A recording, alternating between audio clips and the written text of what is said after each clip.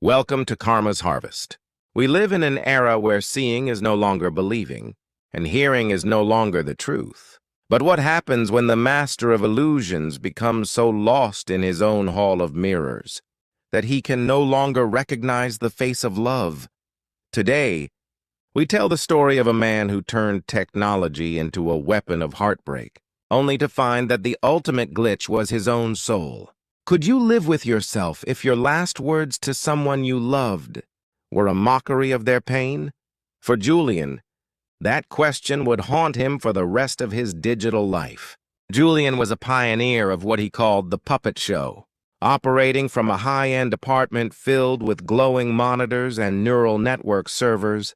He didn't use crude scripts or clumsy accents.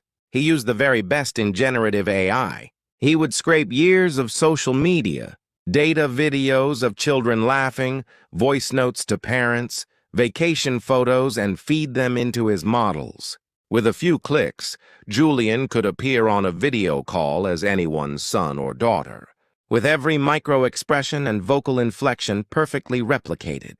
He preyed on the most sacred bond in human existence, the instinct of a parent to protect their child.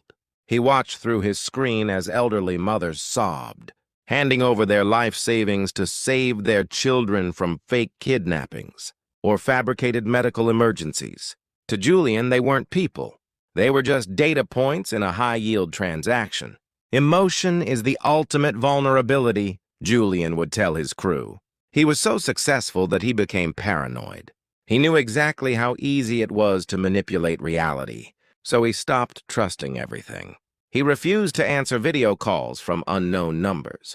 He used encrypted channels for everything, and he lived in a world where every pixel was suspicious. He prided himself on being unhackable and unscammable.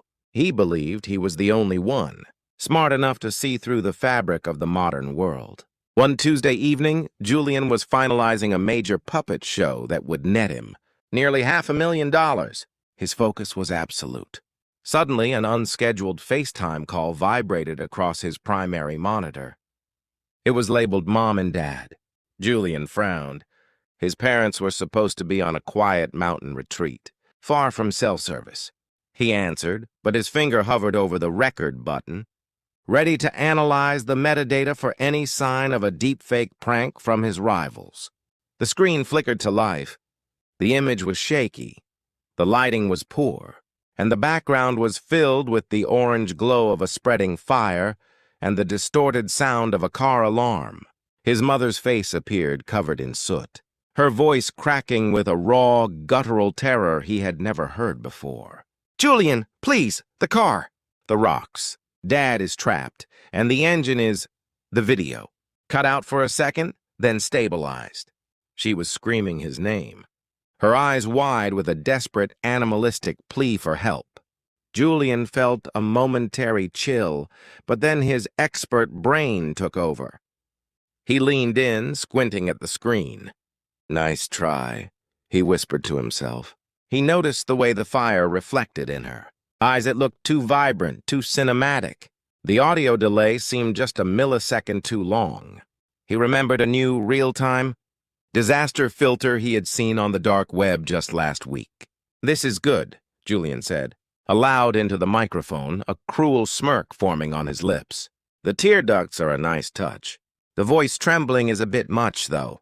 Tell whoever sent this that they need to work on the ambient occlusion of the smoke. It's clipping through the hair." His mother's face contorted in a way that looked to Julian like a rendering error. "Julian, I'm not kidding. Call the emergency services to the North Pass. We're—" Julian laughed, a cold, sharp sound. "Enough! You're using my own Distress Model 4.0 against me, aren't you? Give it up. I don't fall for my own tricks.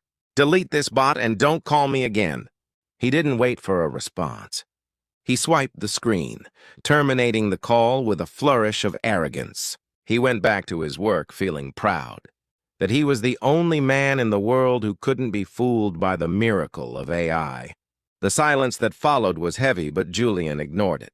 He was a man of logic, and his logic told him that his parents were safe in their cabin. He spent the next 3 hours perfecting his latest scam, oblivious to the fact that the glitches he thought he saw were actually the frantic movements of a dying woman in the real world. The harvest of Julian's arrogance was about to be reaped, and the seeds were planted in the very technology he worshipped. But the call wasn't just a simple tragedy. There was something Julian missed in the background of that. Video, a detail so small, yet so definitive, that it would eventually shatter his reality in a way no software update could ever fix. In Part 2, we will reveal what the police found at the crash site and the chilling message that was left on Julian's server, proving that the ultimate deepfake isn't a digital mask, but the lies we tell ourselves to stay cold. Subscribe now and hit the notification bell to witness the final unraveling of Julian's digital empire.